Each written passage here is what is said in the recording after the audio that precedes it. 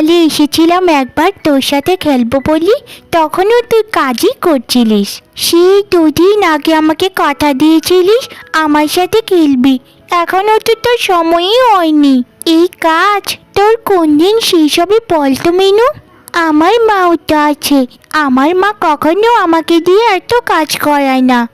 না রে পরি, সেরকম কোনো ব্যাপার নয়। আসলে আমাদের ঘরে আর ভাই বোন নেই তো, তাই আমি নিজ থেকে কাজগুলো করে ফেলি। বাবা সারাদিন মাঠে কাজ করে আর মা ঘর সামলায়। কত কাজ তাদের বলতো, আমি যদি তাদেরকে একটু হাতে হাতে সাহায্য করি তাহলে তো খুবই ভালো হয়। তবে আজকে যদি মা আমাকে অনুমতি দেন, তোর সাথে নিশ্চয়ই আমি খেলবো বিকেলে।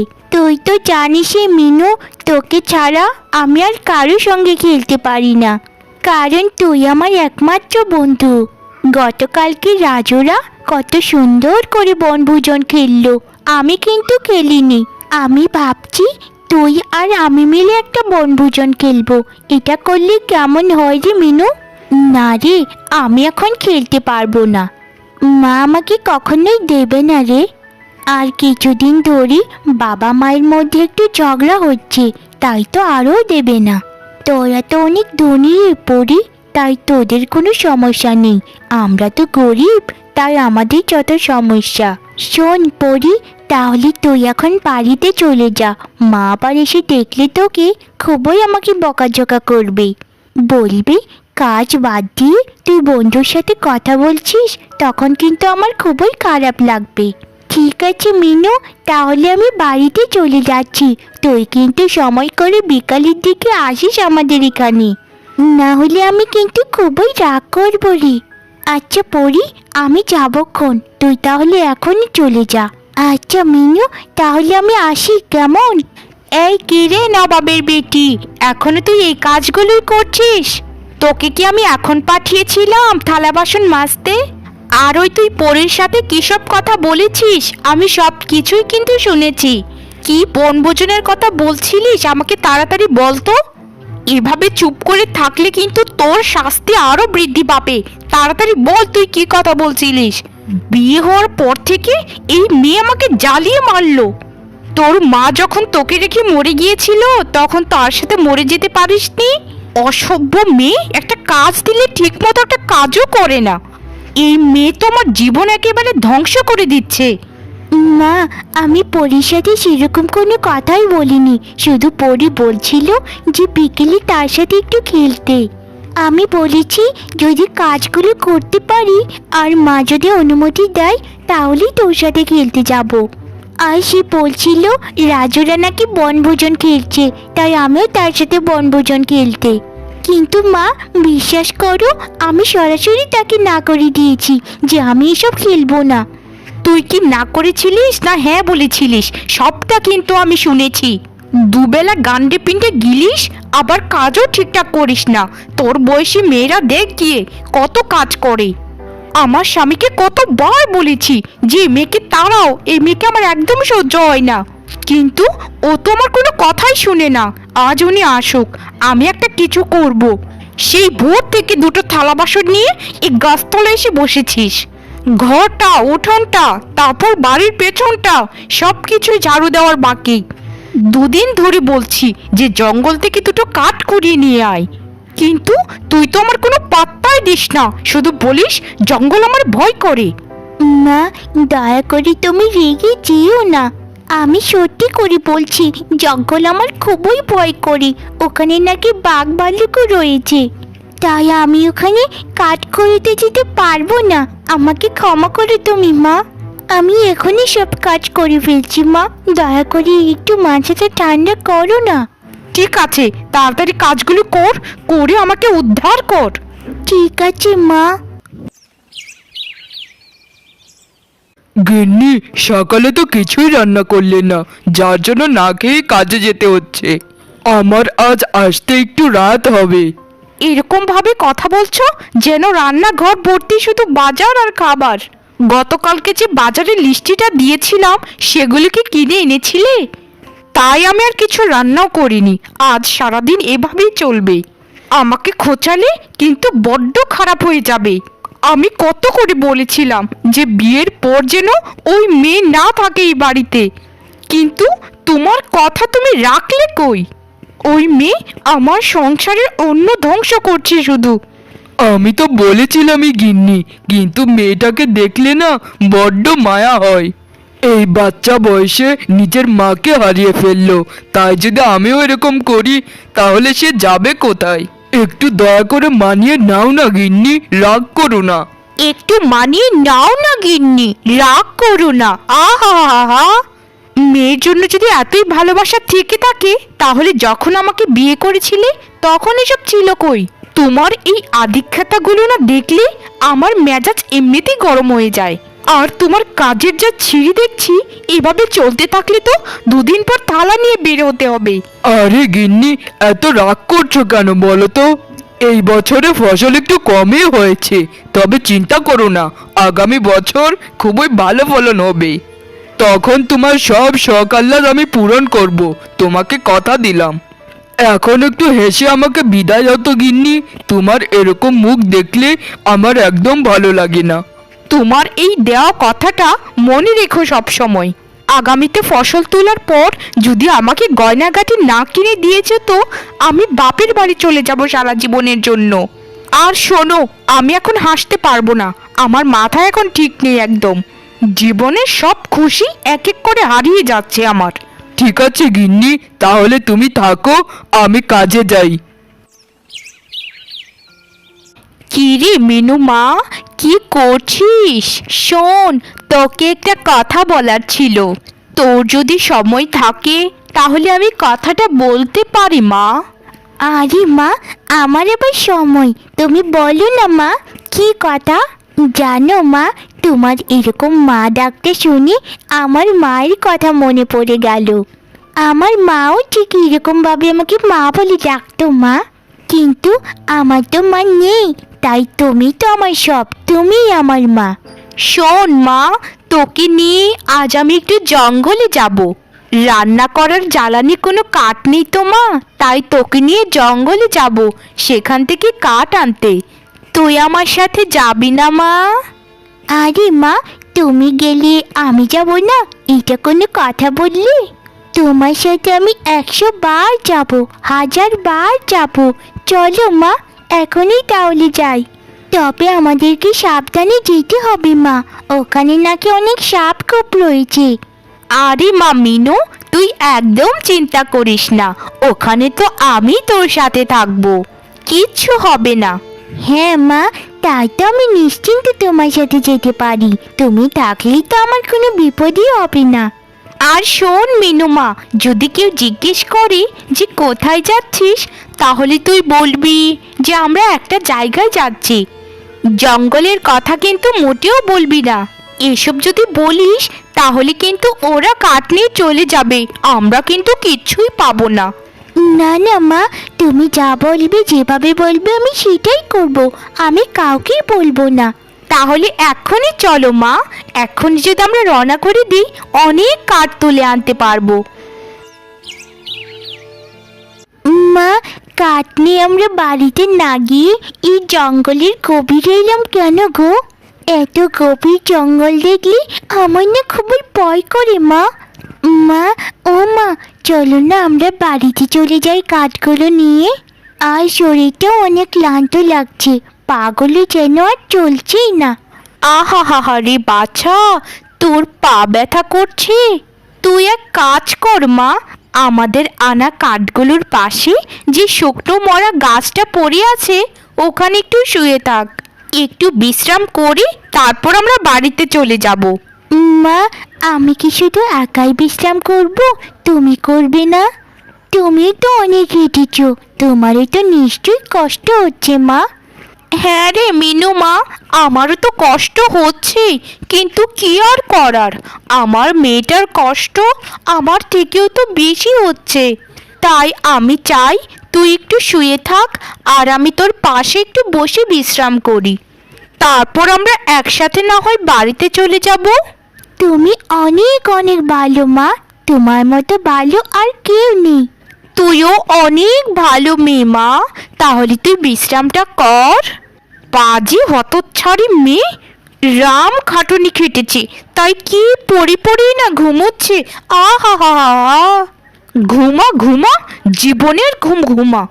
তোকে জঙ্গলের এরকম একটা জায়গায় নিয়ে এসেছি যে এখান থেকে বাড়ির রাস্তা তুই কখনো খুঁজে পাবি না।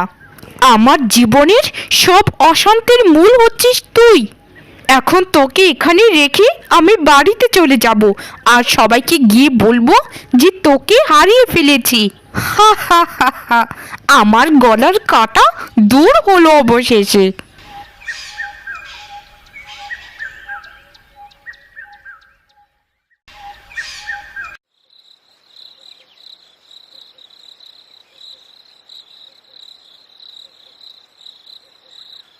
আরে চারদিকে এত ঘুটঘুটে অন্ধকার, আর মা কোথায় গেছে? মাকে তো আমি কোথাও দেখতে পাচ্ছি না। মাকে আমাকে রেখে চলে গিয়েছিল? মা তো আমাকে রেখে কখনোই যেতে পারে না। আমি মাকে ডাক দিই বরং, মা মা। না, মায়ের তো কোনো সাড়াই পাচ্ছি না। মা নিশ্চয়ই আমাকে রেখে চলে গেছেন। তাহলে কি মা আমার সাথে সব কিছু অভিনয় করেছিল? আমাকে কত ভালোবেসে এখানে নিয়ে এলো। আমি ভেবেছিলাম মা বোধহয় ভালো হয়ে গেছে, কিন্তু মা তো আমাকে কোনো দিনও ভালোবাসেনি। আমাকে এখানে জঙ্গলে ফেলে রেখে গেছে। আমি কিছুক্ষণের মধ্যে বাঘের পেটে চলে যাব। আমি আর বাঁচব না, আর না। কে তুমি মা? এভাবে কান্না করছো কেন? আর তোমার মতো এরকম একটা ফুটফুটে বাচ্চা এই ঘন জঙ্গলে বা কি করছো? আর মামা বলে কাকেই বা ডাকছো? বলো মা, ভয় পেও না। আমার নাম হচ্ছে মিনু। আমি দুপুরে আমার সৎ মায়ের সাথে এই জঙ্গলে এসেছিলাম কাঠ কুড়াতে।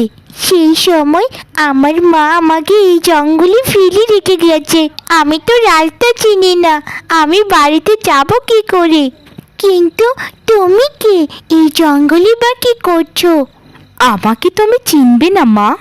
তুমি আমার সাথে যাবে। আমি এই জঙ্গলেই বাস করি। তোমাকে আমি খুবই ভালোবাসবো, একদম তোমার আসল মায়ের মতো। আমারও তিনকুলে কেউ নেই মা। সত্যি কি তুমি আমাকে ভালোবাসবে, নাকি আমার সৎ মায়ের মতো আমাকে ধোঁকা দেবে? আর তোমাকে দেখি আমার মায়ের মতো লাগছে একদম। আমি তোমার সাথে যাবো মা। তুই আমাকে মা বলে ডাকলি মা, আমার জীবন যেন সার্থক হয়ে গেল।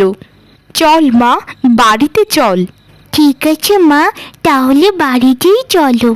দেখলি তো মা, জঙ্গল থেকে বাড়িতে আসতে আসতে সকাল হয়ে গেল। এই বাড়িতে তুই আর আমি মিলে একসাথে থাকবো মা। তোর কি ভালো লেগেছে বাড়িটা? হ্যাঁ মা, আমার বাড়িটা না বড্ড ভালো লেগেছে। কত সুন্দর পাখির কিচিরমিচির আওয়াজ। তোর মুখে মা ডাকাটা আমার যে কত ভালো লাগে তা তোকে কি করে বোঝাই বল। তবে তুই আমাকে কথা দে মা, আমাকে ছেড়ে তুই কোনো দিনও যাবি না। তোকে যে আমি প্রথম দেখাতেই বড্ড ভালোবেসে ফেলেছি রে। না মা, তোমাকে ছেড়ে আমি কোনো দিনও কোথাও যাব না। আমি সারা জীবন তোমার সাথে থাকবো। এখন আমাকে দুটো খেতে দাও তো মা, আমার না বড্ড খিদে পেয়েছে গো। আরে আমার সোনা মায়ের খিদে পেয়েছে, দাঁড়া মা, আমি এখনই খাবার আনছি। হ্যাঁ গো মা, আমার না বড্ড খিদে পেয়েছে। আজকে আমার জন্য একটু মাংস ভাত রান্না করো মা, আমার না খুব খেতে ইচ্ছে করছে। তুমি তো আমার কোনো ইচ্ছেই অপূর্ণ রাখোনি মা। তুই হচ্ছিস আমার একমাত্র নয়নের মণি। তোকে ঘিরেই তো আমি বেঁচে আছি রে মা। আমি এখনই মাংস ভাতের ব্যবস্থা করছি, তুই একটু বস এখানে। ঠিক আছে মা, তাহলে আমি একটু বিশ্রাম নিই, আর তুমি খাবারগুলো নিয়ে এসো। তারপর দুজন মিলে একসাথে খাবো। আচ্ছা ঠিক আছে আমার সোনা মেয়ে।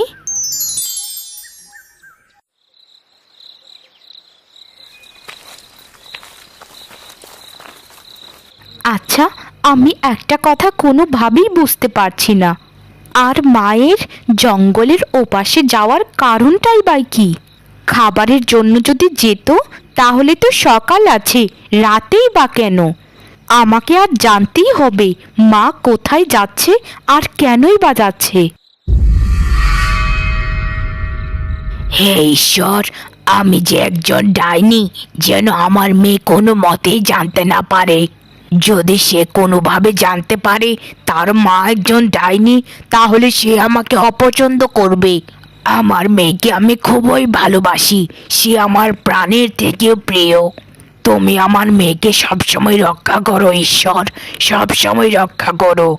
আমি ওকে ছাড়া একদম বাঁচব না, একদম না। আমার এই জীবনে ও আমার সব থেকে প্রিয় মানুষ, সব থেকে। তুমি একটা ডাইনি! তোমার আসল রূপ আমি ধরে ফেলেছি। তুমি আমার মা কখনোই হতে পারো না, একটা ডাইনি। ছি ছি ছি ছি ছি, আমি একটা ডাইনির মেয়ে কখনোই হতে পারি না। আমি আমার আসল বাড়িতে আজই ফিরে যাব। তুমি আমাকে ধোঁকা দিয়েছো। তোমার মতো ধোঁকাবাজ মা আমার প্রয়োজন নেই। না না মা, তুই আমাকে ছেড়ে একদম যাস না, আমি মরে যাব। আমাকে দয়া কর, আমার জীবনটা এভাবে নিস না মা। তোকে আমি খুব ভালোবাসি, তোকে ছাড়া আমি বাঁচবো না রে। তুই আমার শুধু মেয়ে না, তুই আমার জীবন, আমার পৃথিবী। আমাকে একা ফেলে দিয়ে যাস না মা। না, তুমি একটা মিথ্যেবাদী। তোমার সাথে আমার আর কোনো সম্পর্ক নেই। তোমার এই ডাইনির রূপ লুকিয়ে রেখে ছদ্মবেশে আমাকে ফাঁসিয়েছো। আমি এরকম কুৎসিত একটা ডাইনির মেয়ে কখনোই হতে পারি না। আমি এখনই চলে যাচ্ছি বাড়িতে। আমার বাড়ি আমি ঠিক চিনে চলে যাব। মিনু, যাস না মা, যাস না, আমি মরে যাব মিনু। বিধাতা, তুমি এরকম কেন বিধাতা? মা, বাবা, তোমরা আমাকে চিনতে পারছো? আমি হচ্ছি তোমাদের মেয়ে মিনু। আমি রাস্তা চিনি বাড়িতে চলে এসেছি মা বাবা। আমি তোমাদের কাছেই থাকতে চাই। তুই কোনখানের মিনু রে? আর তোর মা বাবাই বা কে? আমার সৎ মেয়ে মিনু, সেই তো কবছর আগেই মারা গেছে। তুই কোনোদিনও আমার সৎ মেয়ে মিনু হতে পারিস না। আমার বাড়ি থেকে তাড়াতাড়ি কেটে পড়, ছদ্মবেশী মেয়ে। কোথাকার কোন মেয়ে তুই? মিনু সেজে এসে আমাদের সংসারে ভাগ বসাতে চাস? শুনছো এই মেয়ে কি বলছে? তুমি কিছু বলছো না কেন একে? বাবা, অন্তত তুমি তো আমাকে চিনতে পারবে। বলো না, আমি তোমার মিনু নই? আমি জানি তুমি নিশ্চয়ই আমাকে চিনতে পারছো, কিন্তু মায়ের ভয়ে আমাকে বলছো না কিছু। না মেয়ে, তুমি আমার মিনু কখনোই হতে পারো না। আমার মিনু মারা গেছে। আর মিনু যদি হও তুমি, তাহলে যেখান থেকে এসেছিলে সেখানেই চলে যাও। যে জীবন ছেড়ে তুমি এসেছো সেই জীবন তোমার সুখের ছিল এই জীবনের থেকে। চলে যাও এখান থেকে, তুমি চলে যাও। আমার মেয়েটা আমার সাথে নেই প্রায় 10টা ঘন্টা হয়ে গিয়েছে। মনে হচ্ছে কত শত বছর ধরে তাকে দেখি না। আমি তোকে ছাড়া বাঁচবো না রে মিনু। বুকের ভেতর কেমন যেন একটা অসহ্য যন্ত্রণা আমাকে সবসময় তাড়া করছে। কতটা কষ্ট হচ্ছে তোকে কি করে বোঝাই মা। ফিরে আয় মা, ফিরে আয়। তোর মা তোর অপেক্ষাতেই আছে। মা, আমি ফিরে এসেছি।